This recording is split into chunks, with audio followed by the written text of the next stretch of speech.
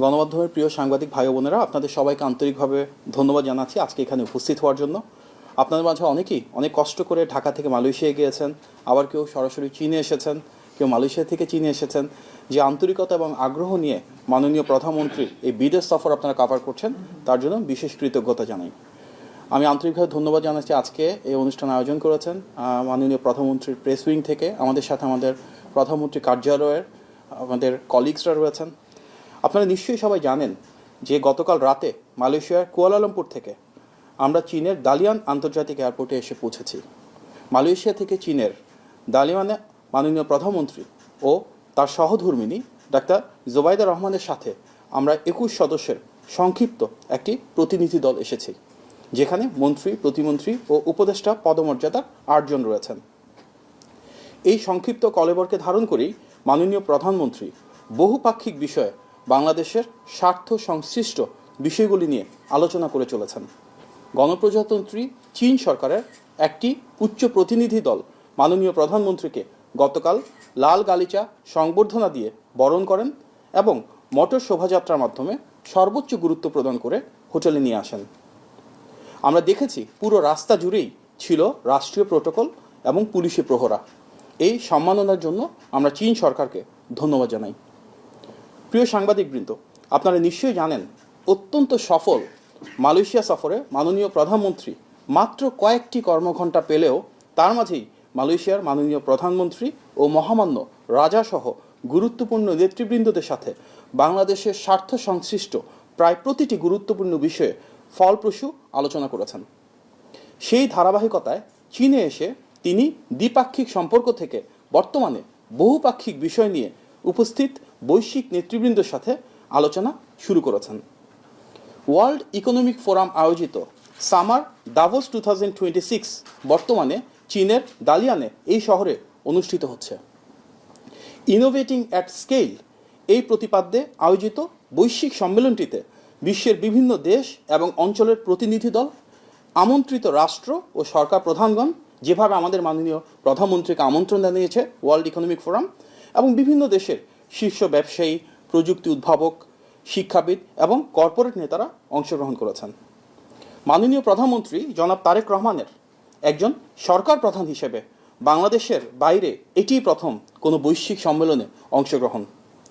এই সম্মেলনের মাধ্যমে তার যে মূল লক্ষ্য বাংলাদেশে অধিকতর বৈদেশিক বিনিয়োগ নিশ্চিত করা, কর্মসংস্থান সৃষ্টি করা, জলবায়ুর সহনশীলতা এবং টেকসই উন্নয়নের যে অগ্রযাত্রা রয়েছে সেটিকে আন্তর্জাতিক বিনিয়োগ এবং অংশীদারিত্বের সাথে আরও গভীরভাবে সম্পৃক্ত করা। একই সঙ্গে বাংলাদেশের ব্যবসা যে সবার জন্য উন্মুক্ত, আমরা ডিরেগুলেশন করছি, ইকোনমিক লিবারালাইজেশন করছি, ফরেন ইনভেস্টমেন্ট অ্যাট্রাক্ট করছি, সেগুলোর জন্য কিন্তু বৈশ্বিক বিনিয়োগকারীদের আস্থা তৈরি করা, একটা প্রতিযোগিতামূলক পরিবেশ তৈরি করা, সেগুলো নিয়ে ধারাবাহিকভাবে আলোচনা চলছে।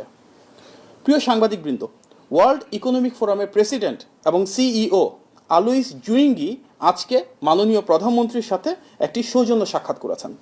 সেখানে বাংলাদেশের গণতান্ত্রিক সরকার কিভাবে বিনিয়োগ বৃদ্ধি করতে পারে, কিভাবে কর্মসংস্থান সৃষ্টি করতে পারে, কিভাবে দেশের মানুষের অগ্রযাত্রার পথকে আরও ধাবিত করা যায়, এগুলি নিয়ে তাদের বিশদ আলোচনা হয়েছে। এবং ওয়ার্ল্ড ইকোনমিক ফোরামে আজকে অনেকেই বাংলাদেশ সরকারের বিভিন্ন কর্মসূচির ভূয়সী প্রশংসা করেছেন। আজ সন্ধ্যায় মাননীয় প্রধানমন্ত্রী ওয়ার্ল্ড ইকোনমিক ফোরামের climate leadership in a shifting global landscape নামক সেশনে বক্তব্য রেখেছেন। অত্যন্ত গুরুত্বপূর্ণ এই বক্তব্যে তিনি জলবায়ু পরিবর্তনের প্রেক্ষিতে নির্বাচিত সরকার কর্তৃক গৃহীত বিভিন্ন কর্মসূচি, যেগুলো আন্তর্জাতিকভাবে স্বীকৃতি পেয়েছে, প্রশংসিত হয়েছে, সেগুলো তুলে ধরেছেন। সেই ধারাবাহিকতায় আজকে তিনি আমন্ত্রিত হয়ে তার যে কর্মসূচিগুলো বিশ্ব দরবারে উপস্থাপন করেছেন, তার মধ্যে অন্যতম নির্বাচনী পথযাত্রায় তিনি যে ইশতেহারে পরিকল্পনাগুলো জাতির সামনে উপস্থাপন করেছিলেন, তারই ধারাবাহিক বহিঃপ্রকাশ।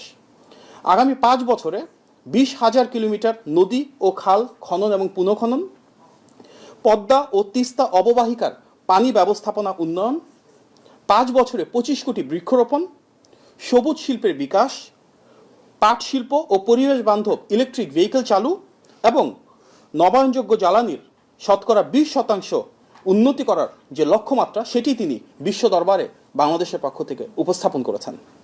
ওনার সেই ভিশনের মাধ্যমে তিনি সেটিও বলেছেন যে জলবায়ুর যে কার্যক্রম এটি কোনো দেশের জন্য একটি ব্যয় হতে পারে না, এটি আমাদের সমৃদ্ধি, স্থিতিশীলতা ও ভবিষ্যৎ প্রজন্মের জন্য একটি অপরিহার্য বিনিয়োগ।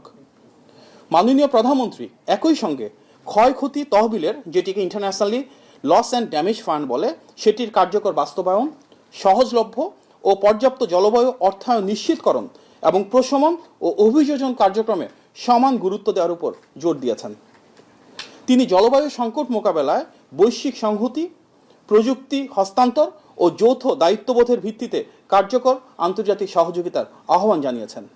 তারই আহ্বান আন্তর্জাতিক সম্প্রদায়ে যারা রয়েছেন তাদেরকে অনুপ্রাণিত করেছে।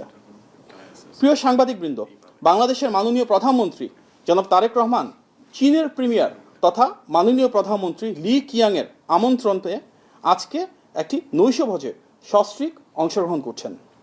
সেখানে বাংলাদেশের পাশাপাশি দক্ষিণ কোরিয়ার মাননীয় প্রধানমন্ত্রী কিম মিন সিওক, মঙ্গোলিয়ার মাননীয় প্রধানমন্ত্রী নিয়াম ওসুইন উৎসরাল, গিনির মাননীয় প্রধানমন্ত্রী আমাদু উরি বাহ, মন্টিনিগ্রোর মাননীয় প্রধানমন্ত্রী মিলাজকো স্পাচিস, কাজাকিস্তানের মাননীয় প্রধানমন্ত্রী ওলচাস বেকটেনেভের সাথে অর্থাৎ 60টি দেশের সরকার প্রধানের একসাথে রাষ্ট্রীয় ভোজ এবং উন্মুক্ত আলোচনার দুয়ার আজ উন্মোচিত হতে যাচ্ছে। আগামীকাল সকালে ওয়ার্ল্ড ইকোনমিক ফোরামের annual meeting of the new champions অনুষ্ঠিত হবে। সেখানে অন্যান্য বৈশ্বিক নেতৃবৃন্দের সাথে মাননীয় প্রধানমন্ত্রী উপস্থিত থাকবেন। ওয়ার্ল্ড ইকোনমিক ফোরামের বিভিন্ন দেশ থেকে আগত আন্তর্জাতিক ব্যক্তিত্বরা মাননীয় প্রধানমন্ত্রীর সাথে বিভিন্ন বিষয়ভিত্তিক পলিসি নিয়ে আলাপ আলোচনা করবেন। আগামীকাল দুপুরবেলা দালিয়ান থেকে বেইজিংয়ের একটি হাই স্পিড ট্রেনের মাধ্যমে দ্বিপাক্ষিক বৈঠকে চীনের মাননীয় প্রধানমন্ত্রী লি কিয়াংয়ের আমন্ত্রণে মাননীয় প্রধানমন্ত্রী ও তার সফর সঙ্গীরা স্থানীয় সময় দুপুর 2টায় বেইজিংয়ের উদ্দেশ্যে যাত্রা শুরু করবেন। জনগণের ভোটে নির্বাচিত সরকারের প্রধান হিসেবে মাননীয় প্রধানমন্ত্রী দেশে যেমন জনগণের অবাধ আস্থা এবং ভালোবাসায় সিক্ত হয়েছেন, ঠিক তেমনি আন্তর্জাতিক অঙ্গনেও একটি মর্যাদা সম্পন্ন রাষ্ট্রের সরকার প্রধান হিসেবে তিনি সর্বোচ্চ রাষ্ট্রীয় সম্মাননা ও আনুষ্ঠানিকতার মাধ্যমে সর্বত্র গৃহীত হচ্ছেন। মাননীয় প্রধানমন্ত্রীর কর্মযজ্ঞের ফলে দীর্ঘদিন পর বিশ্ব দরবারে বাংলাদেশকে প্রতিনিধিত্ব করছেন এমন একজন স্টেটসম্যান, যিনি সমতা, ন্যায্যতা ও ভারসাম্যপূর্ণ পররাষ্ট্রনীতির মাধ্যমে বিশ্বের প্রতিটি দেশের সঙ্গে বাংলাদেশের স্বার্থ, সার্বভৌমত্ব এবং জনগণের আকাঙ্ক্ষাকে কার্যকরভাবে ধারণ করছেন, যিনি নিশ্চিত করছেন বিশ্বের মানচিত্রে বাংলাদেশের আত্মমর্যাদা, সম্মান ও সুদৃঢ় অবস্থান। দালিয়ানে ওয়ার্ল্ড ইকোনমিক ফোরামের সামার দাভোসে মাননীয় প্রধানমন্ত্রীর অংশগ্রহণ সেই ধারাবাহিকতায় বাংলাদেশের জন্য বিনিয়োগ সৃষ্টি, কর্মসংস্থানের সুযোগ সম্প্রসারণের এমন একটি সুযোগ এবং তার পাশাপাশি বিশ্বের বিভিন্ন দেশে যে বেস্ট প্র্যাকটিসগুলো রয়েছে আলাপ আলোচনার মাধ্যমে সেগুলোকে কিভাবে বাংলাদেশে ইমপ্লিমেন্ট করা যায় সেটি আলোচনার একটি ক্ষেত্র। আপনাদেরকে আবারও ধন্যবাদ জানাচ্ছি এবং নিশ্চিত করছি যেভাবে আমরা গত কয়েকদিন ধরে আপনাদেরকে আপডেট দিচ্ছি, সামনের দিনগুলোতেও আমরা কালকে বেইজিংয়ে যাওয়ার পর চীনের মাননীয় প্রধানমন্ত্রী এবং মহামান্য রাষ্ট্রপতির সাথে মাননীয় প্রধানমন্ত্রীর বৈঠক হবে, সেগুলো নিয়ে আমরা আপনাদেরকে নিয়মিত অবহিত করব। আপনার সবাইকে আন্তরিকভাবে ধন্যবাদ। আসসালামু আলাইকুম।